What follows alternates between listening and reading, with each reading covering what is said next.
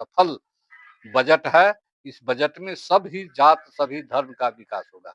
आज देश के यशस्वी प्रधानमंत्री एनडीए की सरकार ने जो 2025 में के माध्यम से अपने मंत्र का इस्तेमाल किया, सबका साथ, सबका विकास, सबका विश्वास को वास्तविकता में परिवर्तित करने का संकल्प को दोहराया है।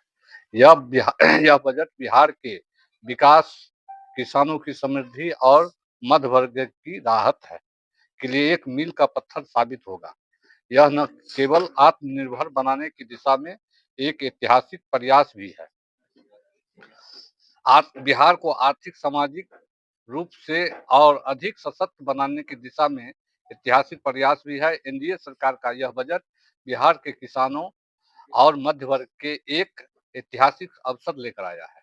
यह बजट आत्मनिर्भर भारत, बिहार को समावेशी विकास की दिशा में एक मजबूत नींव रखता है। यह राष्ट्रीय प्रगति और सामाजिक समृद्धि का मार्ग प्रशस्त करेगा, जिससे हर वर्ग को विकास का समान अवसर मिलेगा। यह बजट प्रधानमंत्री श्री नरेंद्र मोदी जी का प्रतिबद्धता को दर्शाता है, जो गरीब, युवाओं, अन्नदाताओं और नारी शक्ति के सशक्तिकरण के लिए निरंतर कार्यरत है।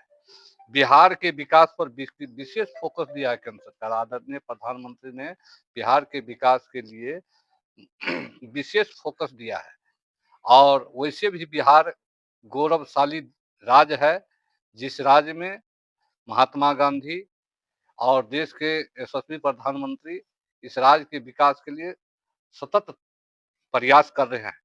और आप जानते होंगे कि मखान का खेती उत्तर बिहार के मधुबनी, दरभंगा, सहरसा, सुपौल, कटिहार, किशनगंज, अररिया में होती थी। उस मखान के लिए माननीय मुख्यमंत्री प्रधानमंत्री ने मखान बोर्ड की स्थापना बिहार के मखान किसानों को वैश्विक पहचान देने और उनकी आय में वृद्धि सुनिश्चित करने के लिए मखान बोर्ड की स्थापना की जाएगी। यह कदम बिहार के किसानों को सीधे लाभ पहुंचाएगा, निर्यात को नई ऊंचाई तक ले जाएगा। आप जानते हैं पटना एयरपोर्ट का विस्तार और नया ग्रीनफील्ड एयरपोर्ट का पटना हवाई अड्डे का विस्तार किया जाएगा और बिहार में एक नया ग्रीनफील्ड एयरपोर्ट स्थापित किया जाएगा। इससे राज्य का परिवहन का ढांचा काफी मजबूत होगा और निवेश व पर्यटन को बढ़ावा मिलेगा, जो कि आजादी के 2014 से पहले जो देश के प्रधानमंत्री आदरणीय नरेंद्र भाई मोदी बने, उन्होंने 14 के बाद उन्होंने बराबर बिहार के विकास के निरंतर प्रयास करते रहे हैं। राष्ट्रीय खाद्य औद्योगिक संस्थान बिहार के किसानों के उत्पादकों को बेहतर मूल्य दिलाने और खाद्य प्रसंस्करण उद्योग को सशक्त बनाने के लिए एक राष्ट्रीय खाद्य प्रौद्योगिक संस्थान की स्थापना की जाएगी बिहार में, जो कि ये खाद्य प्रौद्योगिक संस्थान नहीं थी। आज आईआईटी पटना का विस्तार उच्च शिक्षा को बढ़ावा देने के लिए आईआईटी पटना के विस्तार की घोषणा की गई है, जिससे 6,500 से अधिक 6,050 500 से अधिक छात्रों को शिक्षा के नए अवसर मिलेंगे। सिंचाई परियोजना, आप जानते होंगे कि कोसी के विभीषिका से कोसी पश्चिमी नहर परियोजना और मिथिलांचल के विशेष सिंचाई सुविधा योजना के तहत 50,000 एकड़ भूमि की सिंचाई सुनिश्चित की जाएगी। इससे कृषि उत्पादकता में व्यापक सुधार होगा। पर्यटन को बढ़ावा, भगवान बुद्ध से जुड़े ऐतिहासिक स्थलों जैसे आपका यहाँ कौन कौन स्थल, लछवार मंदिर है और जन्म स्थान है, इस सब का भी बुद्ध सर्किट से जुड़े जो भी स्थल होंगे उसको विकसित किया जाएगा। विशेष योजना लागू की जाएगी, जिससे बिहार का पर्यटन उद्योग और स्थानीय व्यवस्था सशक्त होगी। किसानों के लिए क्रांतिकारी घोषणा की गई है आदरणीय प्रदेश के प्रधानमंत्री के द्वारा। किसान क्रेडिट कार्ड की सीमा में वृद्धि की गई है। किसानों की सुविधा को देखते हुए क्रेडिट कार्ड सीमा 3 लाख से बढ़ाकर 5 लाख रुपये कर दी गई है, जिससे वे बेहतर बीज उपकरण और आधुनिक कृषि तकनीकों तक आसानी से पहुंच बना सके। 1.7 करोड़ किसानों को लाभ। नई कृषि योजना के तहत 100 जिलों में कृषि उत्पादकता को बढ़ाने का विशेष ध्यान दिया जाएगा, जिससे बिहार के किसानों की आमदनी में वृद्धि होगी। मत्स्य पालन को प्रोत्साहन। भारत में मत्स्य पालन को बढ़ावा देने के लिए अंडमान निकोबार और लक्षद्वीप में सतत मत्स्य पालन की रणनीति अपनाई जाएगी, जिससे बिहार के मत्स्य पालकों को भी नई तकनीकी का लाभ मिलेगा। नई तकनीकी व्यवस्था के माध्यम से अंडमान निकोबार और लक्षद्वीप में जो तकनीकी विस्तृत है, वह तकनीकी बिहार के मत्स्यजीवियों के भी उपलब्ध कराया जाएगा। दालों में आत्मनिर्भरता।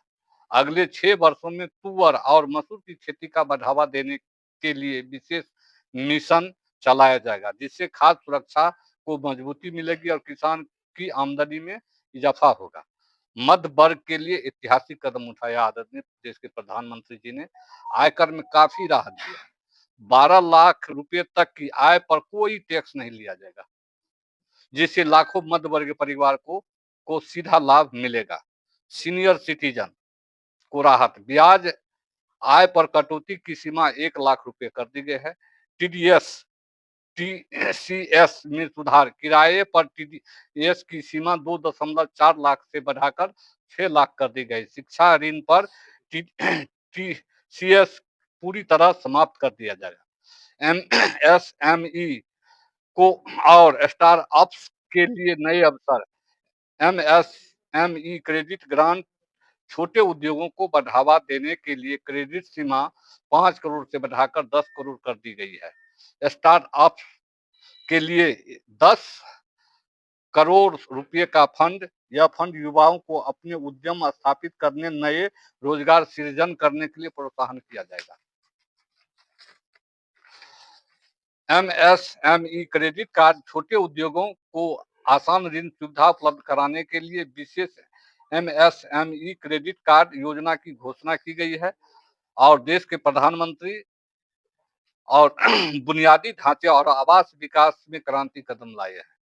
आप देख रहे होंगे हमारे देश के प्रधानमंत्री माननीय मुख्यमंत्री के अगुवाई में आज शहरी चैलेंज फंड भारत के शहरों को आर्थिक केंद्र बनाने के लिए 1 लाख करोड़ के फंड की घोषणा की गई है।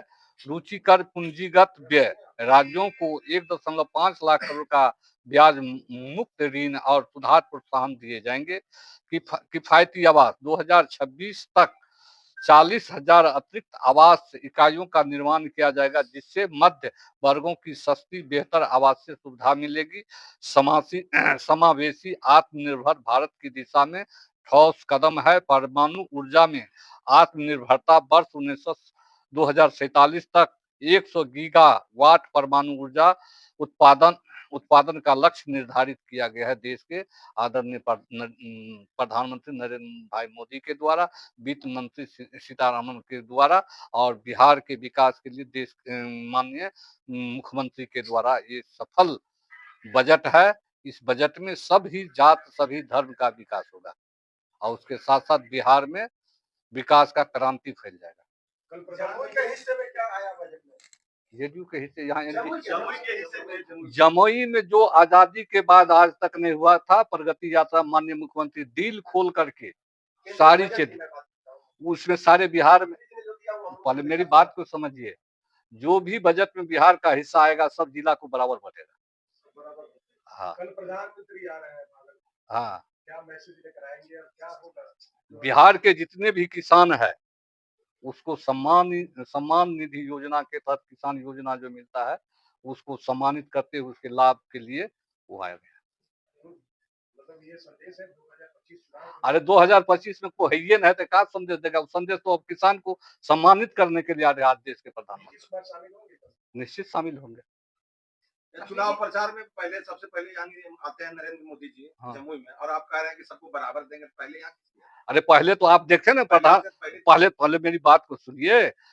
अभी पूरे बिहार के जितने भी 38 जिला है उसमें सबसे ज्यादा राज्य के मुख्यमंत्री नीतीश कुमार ने जो आजादी के बाद आज तक इस क्षेत्र में कौन कौन डैम पे उतना हम तो नाम नहीं जानते हैं। कृषि फीडर है, जो फीडर है सबको एक डिश से कर दिया है। आप जमुई के प्रभारी मंत्री जी। जमुई के लिए विशेष सोचना है आपको। आप के लिए आपने क्या सोचा? जमुई के विकास के लिए आपने क्या सोचा? आप देखिए, हमने करने से पहले मुख्यमंत्री आपको करके दिखा दिया। मंत्री जी, निशांत की जो राजनीति में एंट्री है, इस पर तेजस्वी यादव कह रहे हैं कि अब अच्छा होगा, जदयू बच जाएगा। विभीषण लोग उसको हाईजैक किए थे, आरएसएस और बीजेपी पर सीधा उन्होंने निशाना साधा। पहले तेजस्वी जी का अपना सोच है, वो अपने सोच से बोले हैं। जेडीयू का क्या स्टैंड होगा माननीय मुख्यमंत्री के हाथ पर है।